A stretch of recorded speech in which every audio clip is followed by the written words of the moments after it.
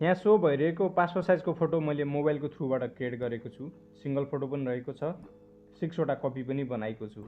यो कसरी पोसिबल भयो त मोबाइलको थ्रुबाट, यसको बारेमा हामी सिक्नेछौँ। यसको लागि तपाईँले आफ्नो प्ले स्टोरलाई ओपन गर्नुहोस्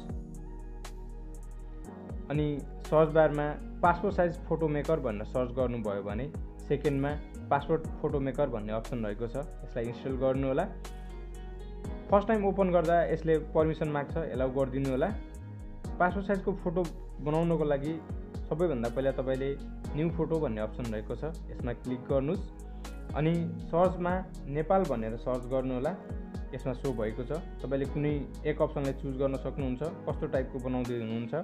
simple Nepal ID auto size बनाउँदै हुनुहुन्छ भने पनि यहाँ यो अप्सन रहेको छ। र ई भिजाको लागि पासपोर्ट साइजको फोटो चाहिएको छ तपाईँलाई भने पनि यहाँ अप्सन रहेको छ। इक्जाम्पलको लागि फर्स्ट अप्सनलाई चुज गरेको छु। त्यसपछि रेजुलेसन चुज गर्नुपर्ने हुन्छ। तपाईँले जुनसुकै रेजुलेसनलाई पनि चुज गर्न सक्नुहुन्छ। मैले सिम्पल 300 dpi चुज गरेको छु अनि ओकेमा क्लिक गर्नुहोस्। यसपछि तपाईँले कुन फोटोको पासपोर्ट साइजको फोटो बनाउन चाहनुहुन्छ त्यसलाई ग्यालरीबाट पनि ल्याउन सक्नुहुन्छ र डाइरेक्ट तपाईँले क्यामेराबाट खिचेर पनि पासपोर्ट साइजको फोटो बनाउन सक्नुहुन्छ। म चाहिँ ग्यालरीबाट इम्पोर्ट गरेर देखाउने छु। ग्यालरीमा क्लिक गर्नुहोस् अनि स्टार्ट एडिटिङ अप्सन सो भएको छ, यसमा क्लिक गर्नु होला अनि नेक्स्ट अप्सनमा क्लिक गर्नु होला अनि यहाँ क्रप भन्न आफै आउँछ।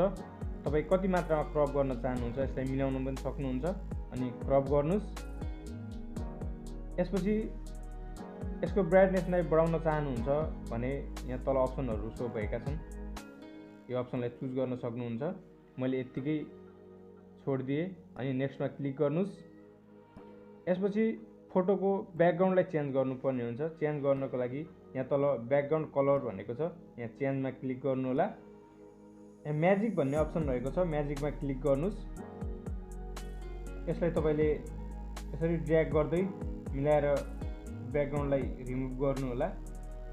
पुरा ब्याकग्राउन्ड रिमुभ गरिसकेपछि अनि तलको राइट अप्सनमा क्लिक गर्नु होला। त्यसपछि सेभ गर्नुहोस्।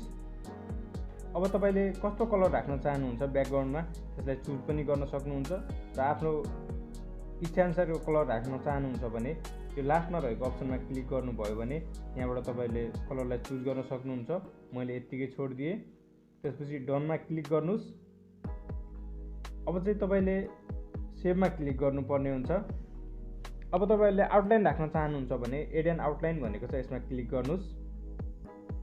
कस्तो प्रकारको आउटलाइन राख्न चाहनुहुन्छ त्यसलाई पनि चुज गर्न सक्नुहुन्छ। मैले ब्ल्याक राखेँ, अन्य कलरहरू पनि रहेका छन्, तपाईँले चुज गर्न सक्नुहुन्छ।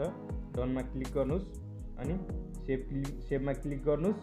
यसको मल्टिपल कपी पनि बनाउन सक्नुहुन्छ। त्यसको लागि प्रिन्ट मल्टिपल कपिज भनेको छ, यसमा क्लिक गर्नुहोस् र कतिवटा कपी बनाउन चाहनुहुन्छ यहाँ चुज गर्न सक्नुहुन्छ तपाईँहरूले।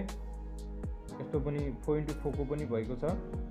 यसलाई यो ग्यापहरूलाई हटाउन पनि सक्नुहुन्छ तपाईँहरूले, ठुलो पनि गर्न सक्नुहुन्छ अनि कुनै फोटोहरूलाई हटाउन पनि सक्नुहुन्छ भने तलमा प्लसमा क्लिक गर्नुभयो भने फोटो सो हुन्छ अनि सेभ गर्नुहोस्। फाइनल तपाईँले क्रिएट गरिसकेपछि सेभ फोटो ओके सेभ भइसकेको छ। अब डाइरेक्ट हामी ग्यालरीमा गएर हेर्नेछौँ। हेर्नुहोस् पासपोर्ट साइजको फोटो क्रिएट भइसकेको छ, यहाँ पनि रहेको छ। यसरी तपाईँहरूले मोबाइलको थ्रुबाट पासपोर्ट साइजको फोटोलाई क्रिएट गर्न सक्नुहुन्छ। Thank you for watching.